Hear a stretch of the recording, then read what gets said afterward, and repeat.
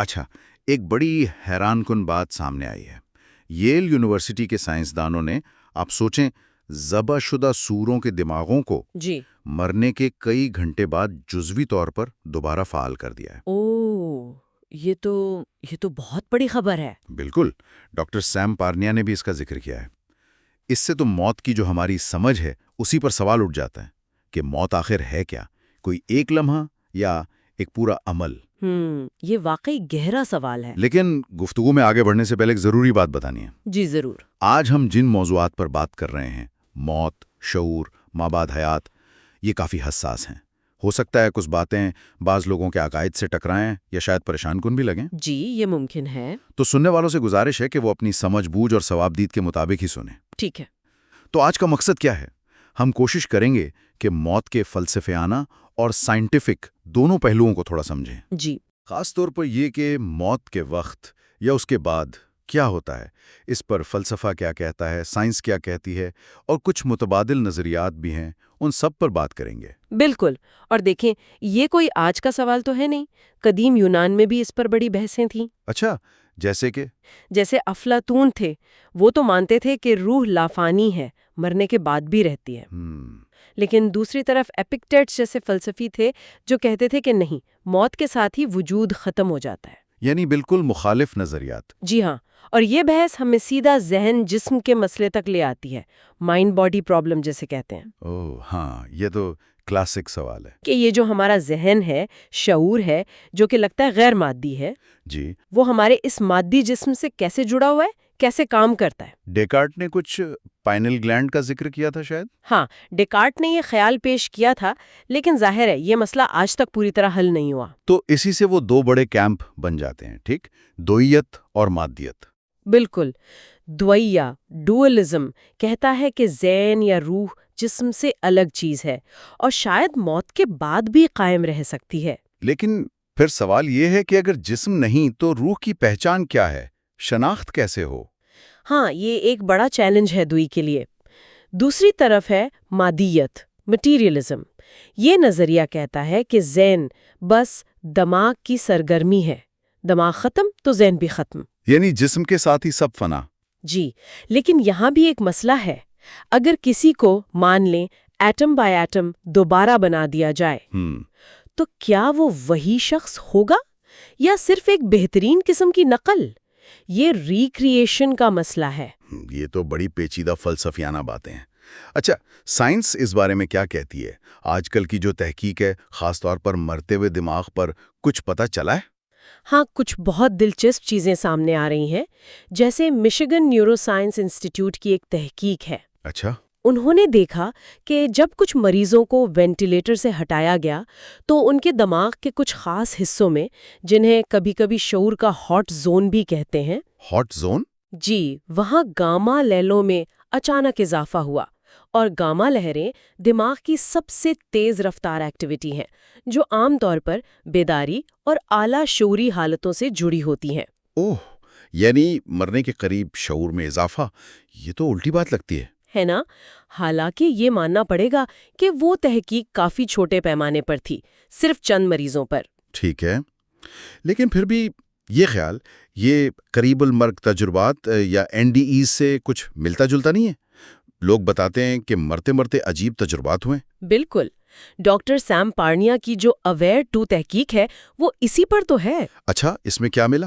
اس میں یہی سامنے آیا کہ جو لوگ کلینیکل موت کے بعد واپس آئے وہ اکثر بہت واضح اور حیران انگیز طور پر ملتے جلتے تجربات بیان کرتے ہیں۔ کیا کیا بتاتے ہیں وہ لوگ؟ جیسے کہ اپنے جسم سے باہر ہونے کا احساس، اور وہ ڈاکٹروں یا نرسوں کو اپنے اوپر کام کرتے ہوئے دیکھ رہے ہوتے ہیں اور بعد میں بتاتے بھی ہیں کہ کیا ہو رہا تھا، جو اکثر درست ہوتا ہے۔ یہ کیسے ممکن ہے؟ یہی تو بڑا سوال ہے۔ وہ زندگی کا ایک جائزہ لینے کا بھی بتاتے ہیں، لیکن صرف واقعات کا نہیں بلکہ اخلاقی پہلو سے، کہ کیا صحیح کیا، کیا غلط، اور ایک گہرے سکون کا احساس، یا جیسے ان کا شعور پھیل رہا ہے۔ اور سب سے زیادہ حیران کن بات یہ ہے کہ یہ تجربات آپ کہہ رہی ہیں دنیا بھر میں مختلف ثقافتوں میں ایک جیسے ہیں؟ جی ہاں، ڈاکٹر پارنیا یہی کہتے ہیں کہ یہ تجربات عقیدے یا ثقافت سے بالا تر ہیں، کافی عالمگیر ہیں۔ اس کی کیا وجہ ہو سکتی ہے؟ کیا یہ صرف دماغی کیمسٹری ہے، آکسیجن کی کمی؟ کچھ لوگ یہی وضاحتیں دیتے ہیں، لیکن ان تجربات کی جو وضاحت ہے، جو مشترکہ عناصر ہیں، اور یہ کہ یہ تب ہوتے ہیں جب دماغ بظاہر کام نہیں کر رہا ہوتا، یہ چیزیں سائنسدانوں کو مزید سوچنے پر مجبور کر رہی ہیں۔ تو کیا مستقبل میں ہم دماغ کو سکین کر کے یہ جان پائیں گے کہ ان تجربات کے دوران کیا ہوتا ہے؟ شاید نیورو امیجنگ میں یہ صلاحیت تو ہے کہ وہ دماغی سرگرمی کو سبجیکٹو یعنی ساپیکش تجربات سے جوڑ سکے، جیسے گاما لہریں اور اعلی شعور، لیکن مرنے کے عمل کی نیورو سائنس پر ابھی بہت تحقیق کی ضرورت ہے۔ ٹھیک ہے، تو یہ تو ہوئی سائنسی تحقیق۔ کیا کوئی اور فریم ورک، کوئی متبادل نظریہ بھی ہے سب کو سمجھنے کا؟ جی ہاں، کچھ متبادل نظریات بھی پیش کیے گئے ہیں، جیسے ایک نویندر کمار کی انرجی سروائیول تھیوری ہے۔ انرجی سروائیول تھیوری یہ کیا ہے؟ یہ ایک کوشش ہے کہ توانائی کے بقا کو جو مشہور قانون ہے نا، جی، law of conservation of energy. بالکل، اس قانون کو مابعد حیات پر لاگو کیا جائے۔ ان کے مطابق ہمارا وجود دو طرح کی توانائی سے بنا ہے، ایک ISEF یعنی انڈیویجول سیلف انرجی فارم، جو غیر مادی اور لازوال شعور ہے، اچھا، اور دوسرا SLEF یعنی خود زندگی توانائی فارم، جو ہمارا مادی جسم ہے۔ تو موت پر کیا ہوتا ہے اس تھیوری کے مطابق؟ موت پر SLF یعنی جسمانی توانائی واپس ISF یعنی شعوری توانائی میں بدل جاتی ہے، اور پیدائش پر وہی ISF دوبارہ کسی نئی SLF یعنی نئے جسم کی شکل اختیار کر لیتی ہے۔ توانائی صرف شکل بدلتی ہے، ختم نہیں ہوتی۔ یہ تو پنرجنم یا ری انکارنیشن جیسا لگ رہا ہے۔ جی، یہ نظریہ پنرجنم کی ایک وضاحت پیش کرتا ہے، اور یہ بھی بتانے کی کوشش کرتا ہے کہ ہمیں پچھلی زندگیاں یاد کیوں نہیں رہتی۔ کیوں نہیں رہتی؟ ان کے مطابق ہو سکتا ہے پچھلی زندگی کسی اور نوع کی ہو، جیسے کوئی جانور یا پرندہ، تو اس کی یادیں ہماری موجودہ انسانی شکل میں کوئی معنی نہیں رکھتی، اس لیے ہم انہیں سمجھ یا یاد نہیں کر سکتے۔ دلچسپ نظریہ ہے، لیکن یہ ماننا بہت ضروری ہے کہ یہ فی الحال صرف ایک تھیوری ہے۔ اسے سائنسی طور پر ٹیسٹ کرنا یا غلط ثابت کرنا ابھی ممکن نہیں ہے۔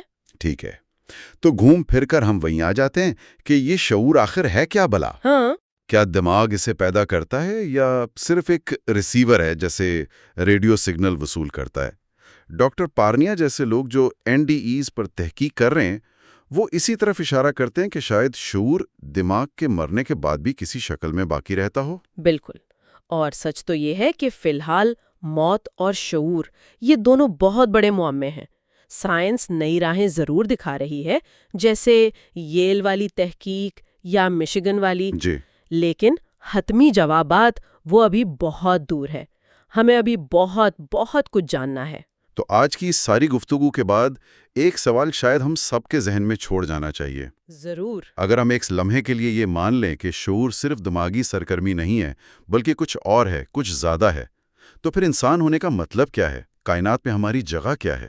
اس کے کیا مضمرات ہو سکتے ہیں؟ یہ واقعی ایک گہرا سوال ہے جس پر سوچنا چاہیے۔ تو اگر آپ کو یہ گفتگو دلچسپ لگی اور آپ ایسے ہی گہرے موضوعات میں مزید کھوج کرنا چاہتے ہیں تو ہمارے چینل کو سبسکرائب کرنا نہ بھولیے گا۔